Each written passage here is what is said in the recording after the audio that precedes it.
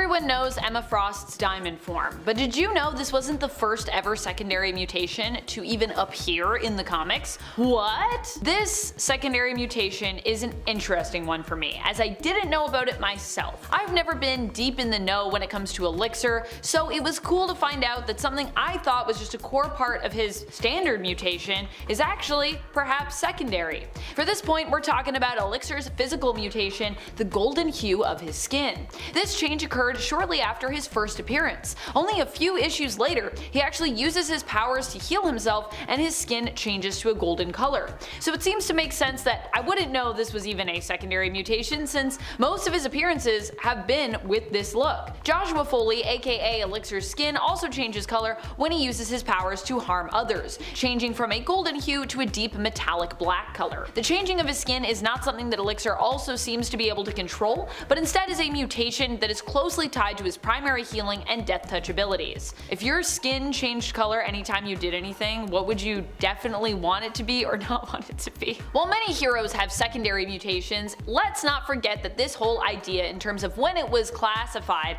started with Emma Frost, who herself was once a famous villain. Likewise, there have been other villains who have also gained a secondary mutation, but who simply aren't as well known. Enter Black Tom Cassidy, a classic mutant villain, and if you aren't familiar with him, you should be. He's pretty cool. His secondary mutation has changed somewhat throughout his history. It's been described as giving him the upgraded ability to channel his bioblast through his fists, as opposed to needing wood to channel said blast, which is what he originally had, giving him his own plant form, and giving him the power to manipulate plants and wood around him. Like many others on our list, Black Tom actually got this sort of secondary mutation from being mortally wounded, but yeah, it's changed a lot throughout the years in terms of exactly how it works or what it does. It feels weird to include Beast also on this list, but when I think about most people I know who love the X-Men, they usually always think of Beast as being default blue. Now this is because most of the people I know grew up with the 90s or early 2000s Beast after he'd undergone his secondary mutation. Many fans out there still don't know that Beast's original power set was just that he was like super dexterous. He just looked like a guy. He had big feet, big hands, and he swung around a lot.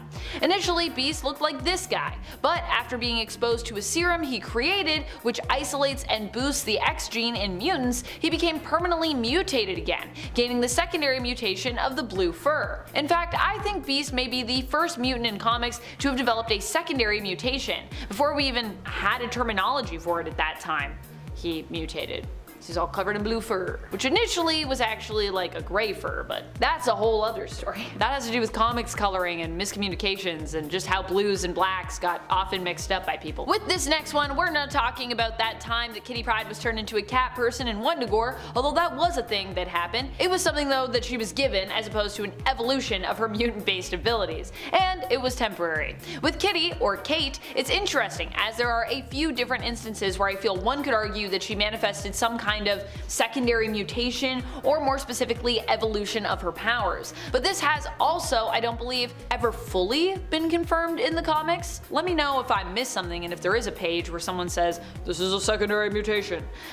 I'd like to focus on the heightening of her powers over the years, which I believe is the version of a secondary mutation, as I understand what secondary mutations are, which can either be a significant power boost or it can be something additional. Some people, however, see secondary mutations as just something new and concrete added to a mutant's power set, like Emma Frost's diamond form, which exists separate from her telepathy, but it doesn't need to be that. And in fact, I think a major power boost does count, hence why I'm counting it. And if you don't agree, we can debate about it in the comments.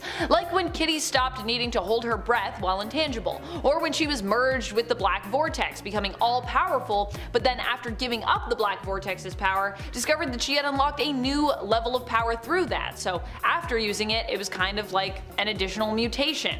As I said, there are actually multiple moments for Kitty when I feel like this has happened, but those are the main ones that come to my mind. Speaking of folks who have seen major power boosts throughout the years, enter Bobby Drake, aka Iceman. Iceman has had a few different moments like Kitty Pryde where I would say his powers have evolved, and which could be considered a secondary mutation as he severely leveled up. When he learned he could manipulate his body into more than just ice or snow and learned to use his water form. form, when he learned he could just become straight up ice. That was a whole thing, because before he was, I believe, covered in it. When he healed back up after having his ice form shattered, and when he learned he could make ice clones. Honestly, Bobby's just had a lot of moments because he's super OP.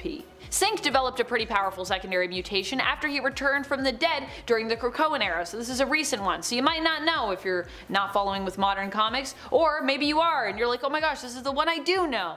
His secondary mutation is more suspected, I would say, than confirmed. Well, we know he has this ability now, but we don't necessarily know if it is a secondary mutation or not. The ability in question is that he can now remain synced with other mutants even without being near them.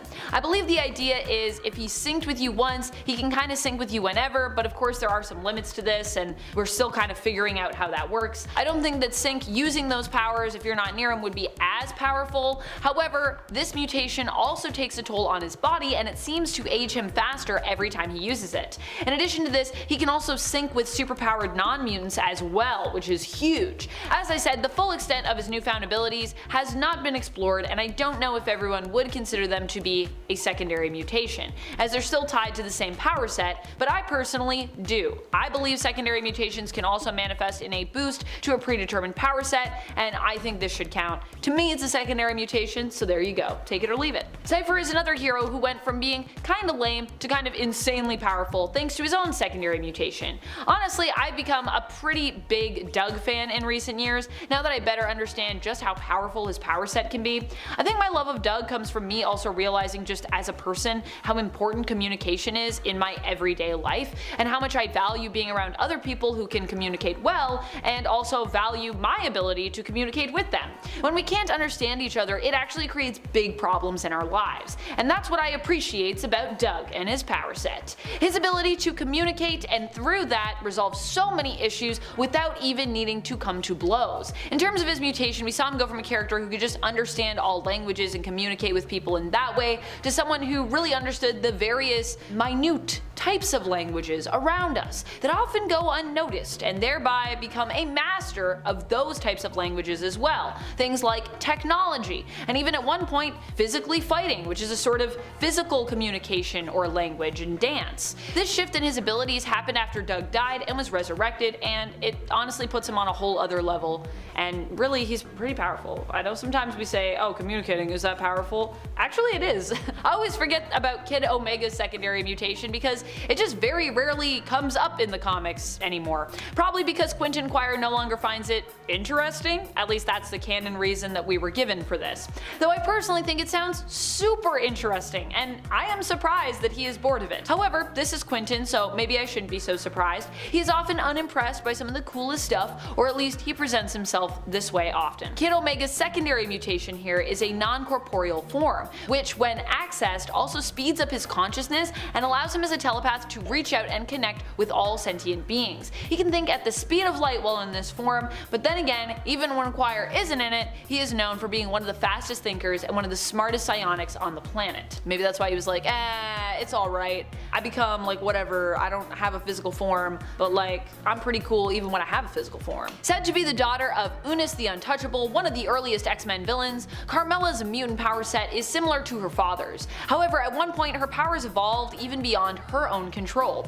This seems to be a result of being exposed to Mother Vine, which triggered a secondary mutation in her. This mutation would cause her energy field to overcharge the more she used it, making it more devastating in terms of the damage it did to the people and technology around her. And if you aren't familiar with Unis the Untouchable, his main thing was that you couldn't touch him because he had a field around him that made it impossible to touch him. But this is also a field that blasts out in Carmella's case as well. What was worse, she had no control really over the power of her energy field, and she also suffered as a result thanks to overcharge resulting in a backlash. So when it happened, she would also be in pain as well. So she'd be causing pain to others and then also be like, ow. I mean, I know she's like a villain normally, but still, sucks, you know? That would suck, whether you're a villain or not. Something about people being in near-death experiences that seemingly allows them to evolve out of survival. Mask is another one of those mutants, and Mask was inherently more of a villain in the comics, and also a Morlock. However, being a Morlock wasn't what made him evil, because Morlocks are not inherently evil. evil. What made him evil was his outlook on life.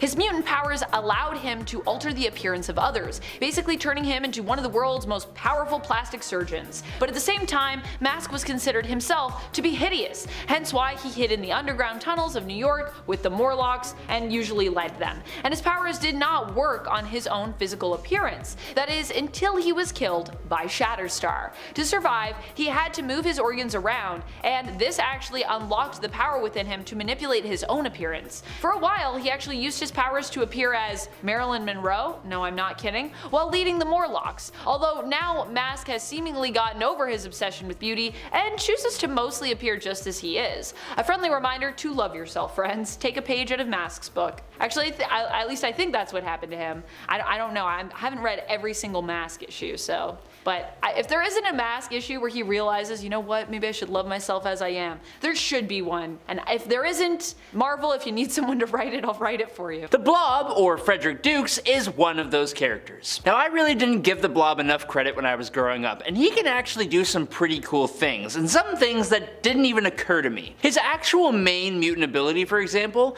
is that he can essentially become immovable by creating a monodirectional increase of gravity beneath him that extends about 5 feet in radius from his center of balance. But what's even cooler is that, with some training, Blob was able to manipulate his gravitational aura outwards in order to trigger a localized implosion. Also, the Blob is incredibly durable. The fat on the Blob is able to absorb the impact of rifle bullets, cannonballs, bazookas, and even torpedoes. He has been able to survive being hit by a meteorite that was 50 feet in diameter moving at terminal velocity, but that's not all. Blob is also able to manipulate his body, basically shape-shifting to a degree. After undergoing the Mothervine enhancement process, Blob developed a secondary mutation, liquid form. Now, not actually, but his secondary mutation allowed him to stretch his body to a great extent, and the problem is the mutation was hard to control, so when he first ever manifested it, he stretched himself too far and basically turned into a puddle. Next up is Gambit, and Gambit has the really cool mutant ability of molecular acceleration, allowing him to convert the potential energy of a non-living object through touch and kinetically excite the molecules to the point that they explode. Usually when a mutant has an ability that manipulates molecules, they have a pretty vast array of powers, but for Gambit,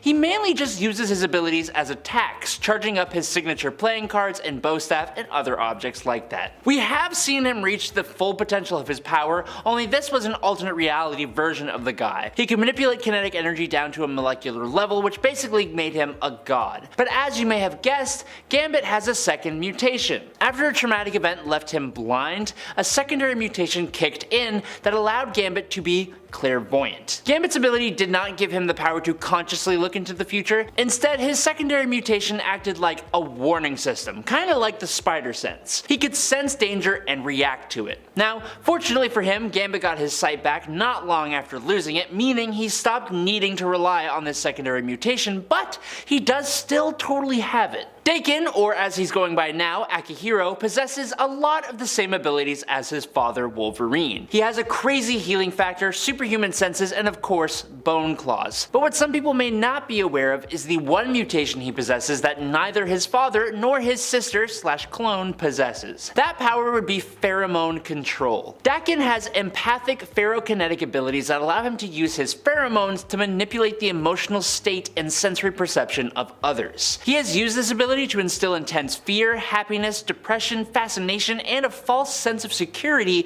in others. The false sense of security one is probably the most interesting, as it's allowed him to sneak up on others without them even worrying that he could be there. He also has used this ability to alter others' depth perception and vision, making them fight sluggishly. He can also control his own pheromones to make him basically untrackable, even to someone like Wolverine. There are limits to Dakin's ferrokinesis, but it's such a cool ability. If you have seen the movie Logan, then you'll recognize Caliban as the blind, seemingly albino mutant who hangs out with Logan and Professor X. In that movie, he displays Caliban's main ability, which is being able to detect mutants' X genes, usually within a 25-mile radius. Although, it's worth noting he has been able to detect particularly powerful mutants from further away before. But what I want to talk about is Caliban's other power that most people don't know. This is called his flight or fight response. Whenever Caliban feels stressed, he manifests 2 extra powers: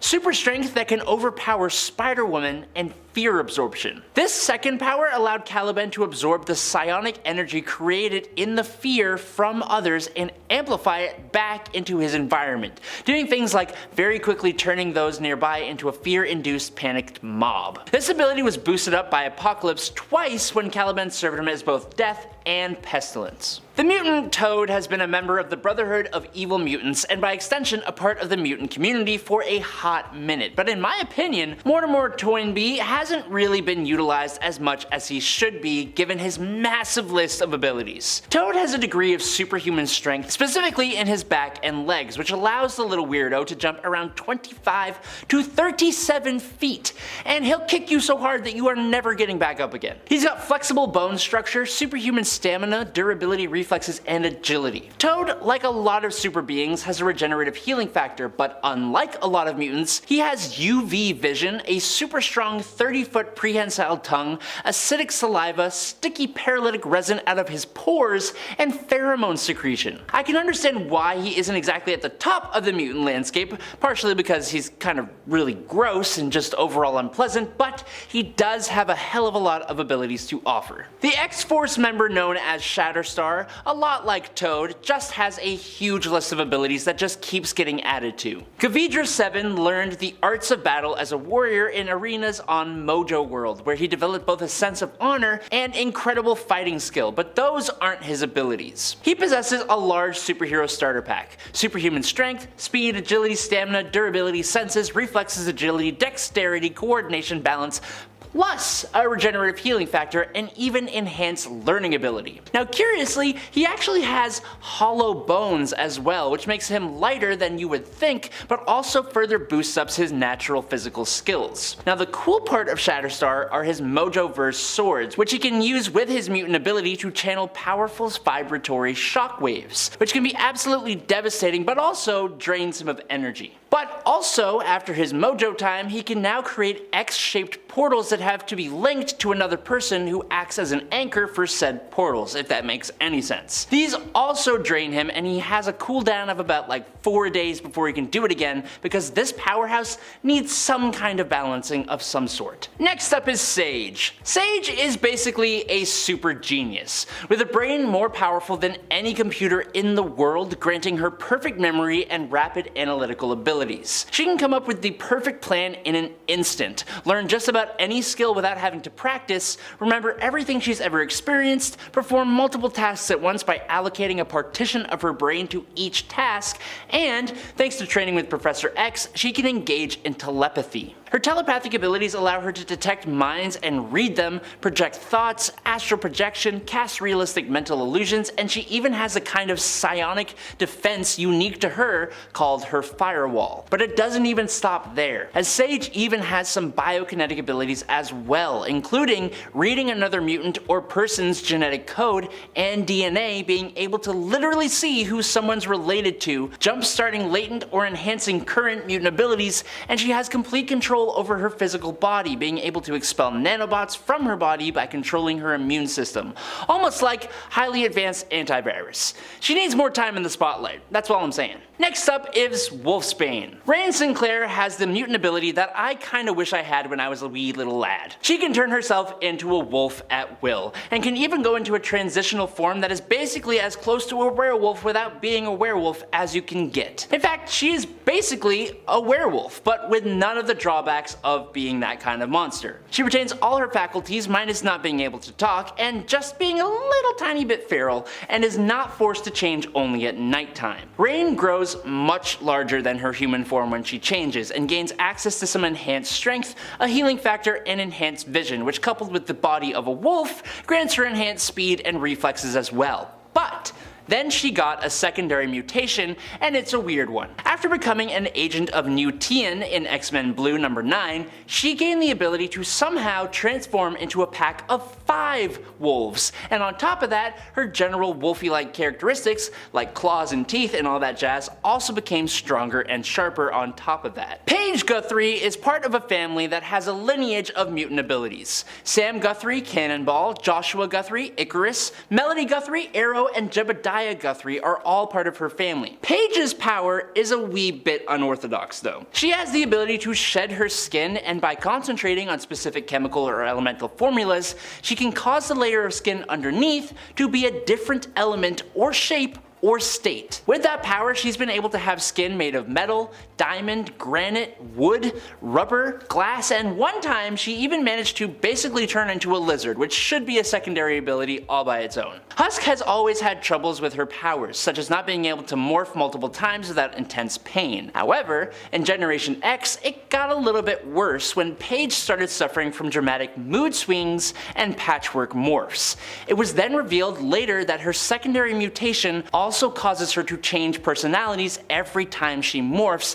and that can cause her to act out or even black out. And last but not least, as the daughter of Magneto, Polaris actually has pretty much exactly the same abilities as him. She can control and manipulate magnetic fields, allowing her to create force fields, fly on the Earth's magnetic field, emit magnetic concussive pulses that can overload and short circuit electrical systems, and so much more. But there was a very short period of time where she gained a power we have never seen from her father. When the villainess Zaladane stripped Lorna of her powers, leaving her completely vulnerable, the jolt of losing said powers forced Polaris' latent secondary mutation to evolve. Polaris was now able to absorb negative emotional energy to transform into a virtual powerhouse. She grew in height and gained super strength, durability, and invulnerability. Basically, Polaris can Hulk out.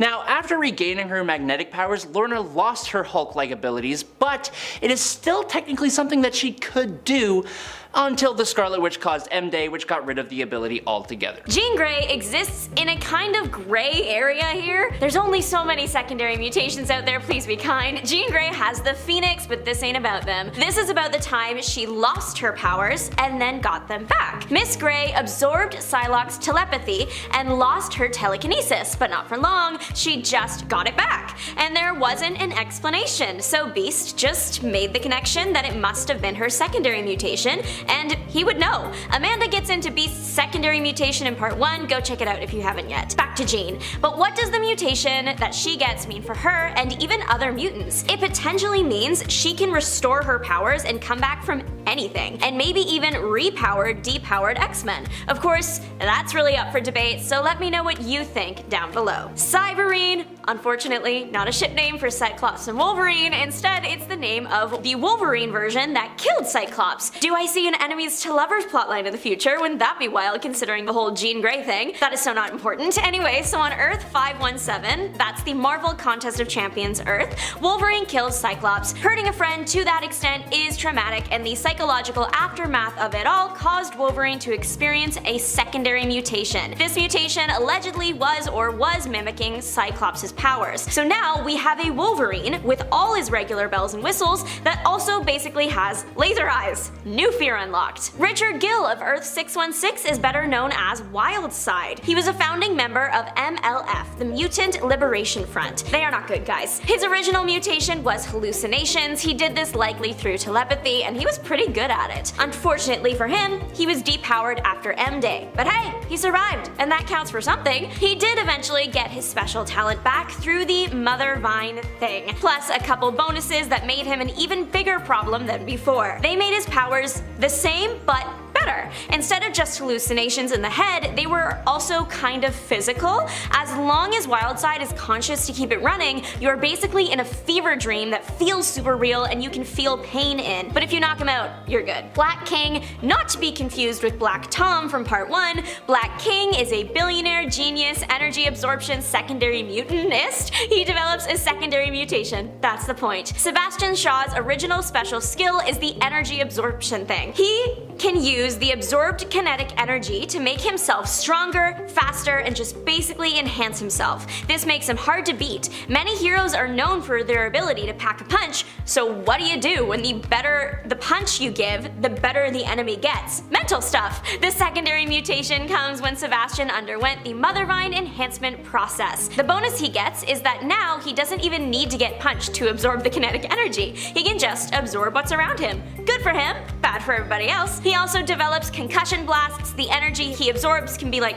thrown at somebody. Wolverine's kiddo on Earth 1610 is taking after his dear old dad. James Jimmy Hudson Jr. has got the it factor, healing factor, and claws. First comes all that, and then comes the indestructible skeleton. His secondary mutation is that his skeleton gets coated in an organic metal. Wolverine famously has the Atom skeleton after going through a brutal, rough procedure, but his son, he just comes with it built in. It's what lets the kid have metal claws just like his dad. The metal trick can also make a pretty sturdy mouthguard. Unfortunately, Jimmy never knew his dad. Jimmy was adopted early in life, like newborn early, by Wolverine's friend James Hudson. But Jimmy did know the X-Men. Kitty Pryde was one of the first to meet him. She brought some of Wolverine's stuff and a hologram of Wolverine explaining to Jimmy that he was his son. She encouraged him to try out his mutations for the first time. Sabretooth doesn't just hate Wolverine, apparently. He hates the whole family tree because Sabretooth attacked little Jimmy too. Well, he was a teen at the time, so he wasn't that little. Some parents pass down family rings and some enemies for life. If you are trying to find Jimmy online, you might see the alias Poison attached to it.